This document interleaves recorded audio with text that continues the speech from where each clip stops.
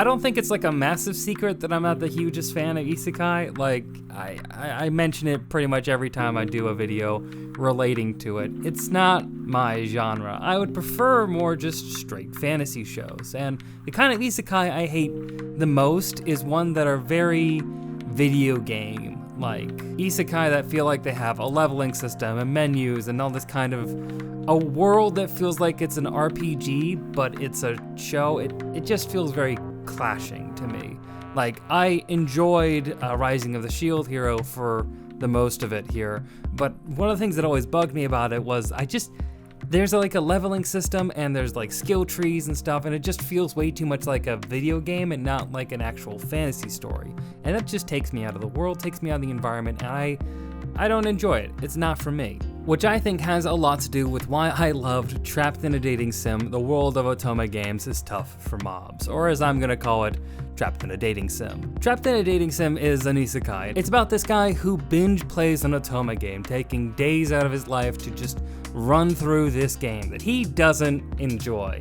He doesn't like it at all. He did it because he was blackmailed by his younger sister to play through the game and complete it for her. So he goes through, he does it, he beats the game, and then he gets into a horrible accident and wakes up in the world, reincarnated into the game itself. His new name in the game being Leon Fu Barfort. And once he realizes that this is his fate to be in the game that he hated so much, he's less than pleased, while also being able to take advantage of his intimate knowledge of the entire game, having 100% completed the entire thing, to just do whatever he wants, knowing what's going to happen, how the events are going to play out, where secret items are.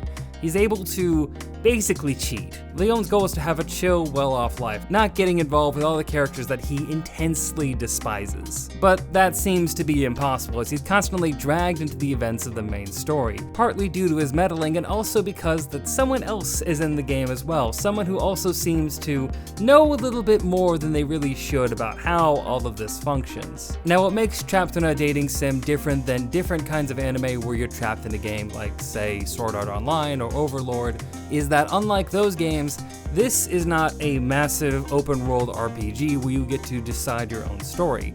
No, this is a narrative-focused Otome game, so he is playing through the events of the game itself, the story taking place around him. The main character of the game, Olivia, and her rival, Angelica, the harem of beautiful boy love interests, all vying for people's attention. It all centers around this one school that Leon is also attending. So it's less of a kind of open world adventure where he can decide what he's going to do, and more of him trying to understand what's happening, what part of the story that he's in, and taking advantage of those situations so that he can make it so that he has a decent life or can help the people that he actually gives a fuck about. This is also a series that loves taking potshots at Otome games, at isekai, at the entire anime genre. And it is incredibly refreshing to have an anime like this. Like, I enjoy a lot of anime that, make isekai to be kind of a farce. Like, I love Konosuba. And Trapped in a Dating Sim is definitely in that vein of not taking itself too seriously. I wouldn't say it's laugh out loud funny as Konosuba is. They have different kinds of humor, but they're both incredibly funny. And Trapped in a Dating Sim has more of an actual plot than Konosuba, so I think they're just doing two different things. But if you like Konosuba, I think you'll also enjoy Trapped in a Dating Sim. It has a similar notion of being just a little weirded out by the whole isekai aesthetic, while also still being an isekai and giving you the kind of things that you would like out of that stuff. Though I will say one of my favorite aspects of this series is that Leon does not want to be there at all. Again, he hates this entire world. He wants to go home. And it's refreshing to me to see an isekai where the character's goal is to just go back to the real world. You don't really see this a whole lot in anime these days here. It's like in ReZero, right? When the series starts, Subaru just appears in a fantasy world and he just kind of accepts it pretty quickly, actually. He doesn't have any immediate goal of wanting to return home. He doesn't feel like there is anything to return home to. And this is pretty common in almost every isekai. Overlord is like this as well. There is passing mention to home, passing mention to the life that they once had, but there's never really any indication that they want to go back or that they care about it, which I feel is kind of weird, kind of cheap. In a lot of ways, this actually is one of my key things that I find frustrating about isekai, is that they could just be a fantasy show where someone's a fish out of water character. You don't need to make it someone from our world to do that. It actually doesn't really do much if you don't have that character want to go home or have any conception of their previous life. And a lot of isekai these days don't bother doing that.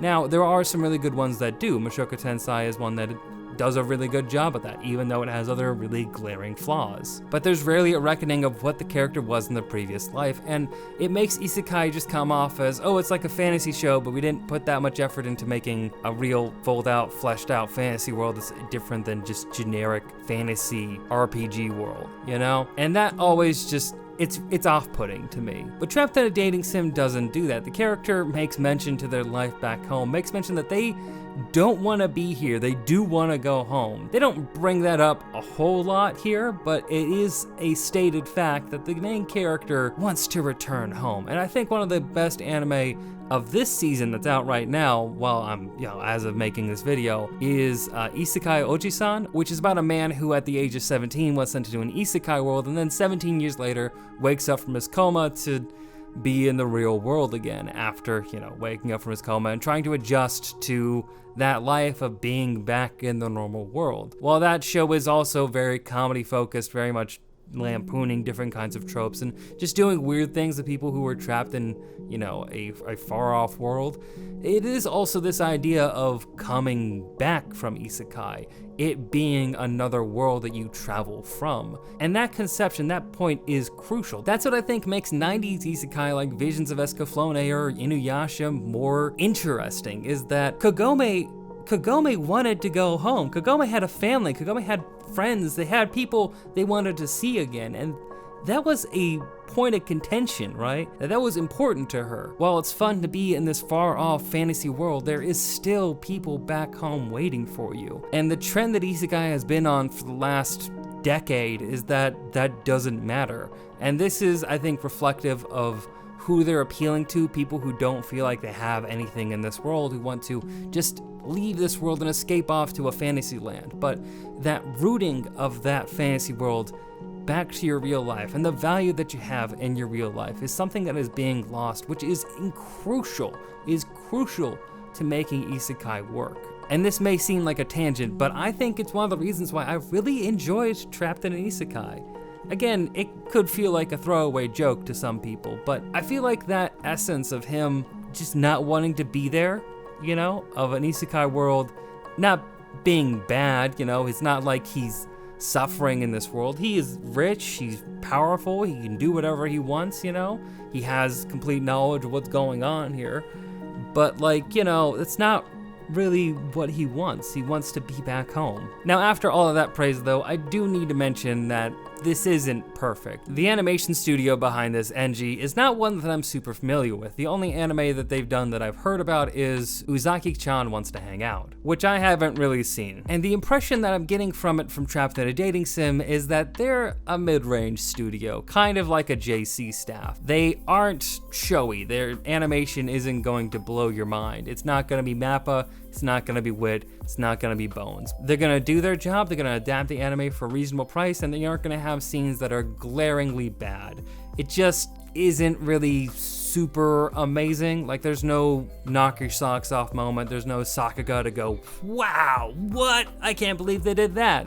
That's not going to be here. This anime is not going to sell you on its animation, it's here to sell you on its characters and its humor. I should also mention, and this is not on the animation studio because they're doing an adaptation and have to adapt these works, but I don't like the art design for a lot of this world. So Trapped in a Dating Sim is a world that's mainly fantasy aesthetic with people on sky islands and, different kinds of airships to fly between those sky islands.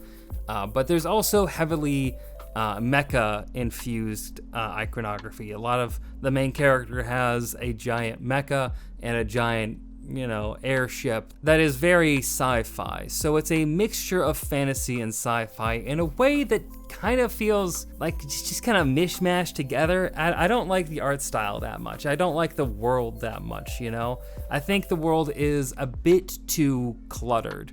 And I think the designs of a lot of the characters are also cluttered as well. Leon's main battle outfit, it's just on screen right now. This doesn't look good to me. This doesn't look good at all. Like, the shoulders are so weirdly bulky. He has like a vest and then like robot kind of like metal armor arms. I don't know. I feel like it's really messy. And again, a mismatch. Is this a fantasy world? Is this a sci-fi world? Like, it's a cross between both of them, and I don't think either of them really stand out as being anything really beautiful or interesting on their own. It feels not even generic. I'm gonna say worse than generic, because at least for generic things, I think it's passable and maybe I wouldn't notice it as much. But I think this is noticeably bad. Which, I mean, hey, you could chalk that up to the dating sim again being a low quality dating sim, and maybe the art style for the dating sim in the game being poor, but they didn't really make that joke in the anime. I feel like this is just what the creators of their series wanted it to look like, and I don't like it that much. I think there could have been something done to make this more stylistic in some kind of way. On its own, though, it just feels like a fantasy world where people have flight mecha suits, and it's not my thing, not my vibe. Now I'm gonna say this next part, and I say this pretty frequently whenever I talk about an anime that is comedy focused, but I really love the dub for this anime. The voice actors behind this, especially Jordan Dash Cruz, the voice actor behind Leon, he's incredible. He does a great job bringing Bartfort to life. The entire dub cast sell the comedy so well, and I just really feel like in a comedy series, it's really important to hear the jokes in your own language. It helps it process better for me, at least personally. I have gotten a lot of great humor out of watching things that are subbed. I mean, I'm watching Isekai Oji-san right now, loving that series. It makes me laugh all the time. There's not a dub out for that. And I have laughed a whole bunch to series that are subtitled and not dubbed. There's no problem getting humor from a subtitled series. But I think in a lot of cases that when you do a dub for a comedy anime, and that dub is good, then that's the way you should go, because I think you get more out of that experience. You get more laughs, harder laughs, and more immersion into a show if it's in a dub that works. And this is a dub that I think works. So I'm gonna highly recommend checking out the dub for Trapped in a Dating Sim, just like I highly recommend it for Konosuba or for Mob Psycho.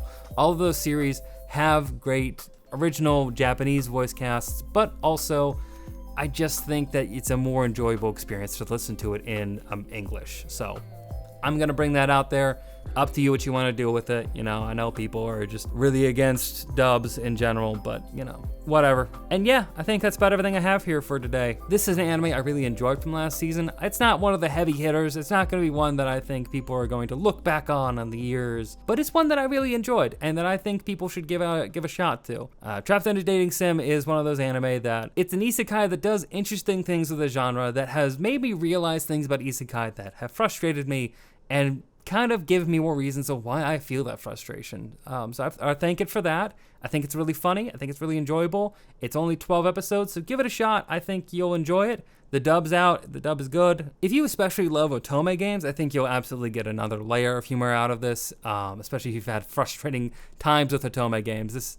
This one's going to be right up your alley. So give it a shot. Highly recommend it. Be sure to like, comment, subscribe for more anime news and reviews. I also stream again on Twitch on Tuesdays, Thursdays, and Saturdays at 7 o'clock Pacific Standard Time. So be sure to check me out there. We have a Discord. If you want to check out the community Discord, it's down in the notes below.